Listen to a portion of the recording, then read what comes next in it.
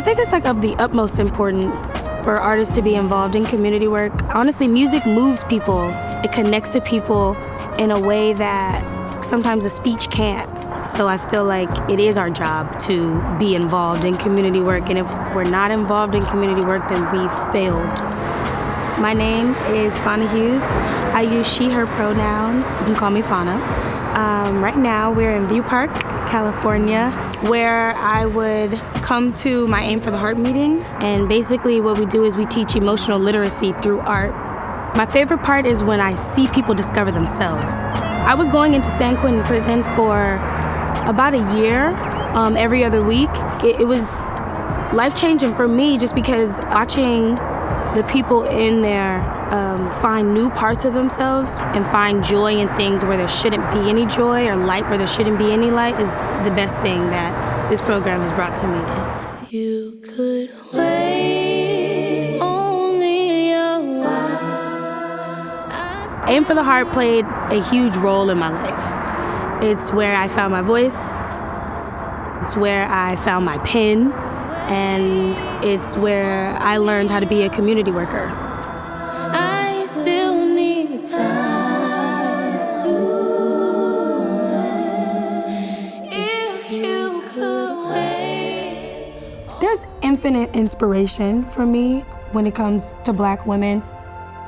I pull from my mom's experiences, my sisters, my best friends. Black women have been my point of inspiration my whole life too. I feel like my perspective as a kid is like always looking up at a Black woman. And also just so much love, like even just meeting you for the first time, it's just there's a bond there. It's so easy. Yeah, there's just like this familiarity that like comes with being a Black woman in America and also like in LA. In LA, for sure. My name is Jazzi McGilbert and my pronouns are she, her.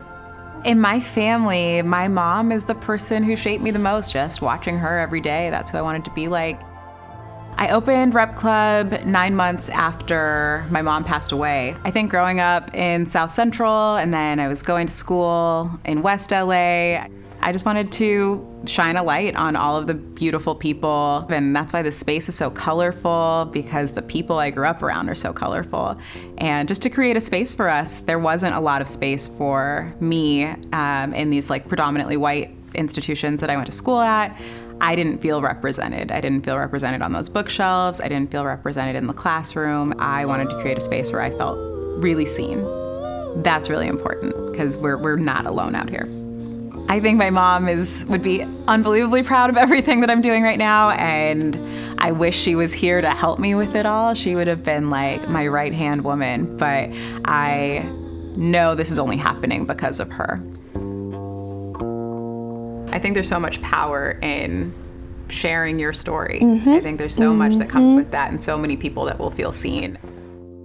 And I think there's like something really cool about us Black women collaborating with Levi's, which has represented Americana in so many ways. And I think Black women have been left out of that definition. And I'm like, what is America without Black women, you know? Exactly. Like, people need to see you, because when they see you doing these things, they can picture themselves doing it. That's something that's like really important in my writing and like my music and the work that I do. You're giving permission to grow without like those borders of like fitting into a box. We as Black women are not giving our flowers in real time. Something has to change. You're giving permission for the next generation, or like the people who are looking up to you, to be their full selves.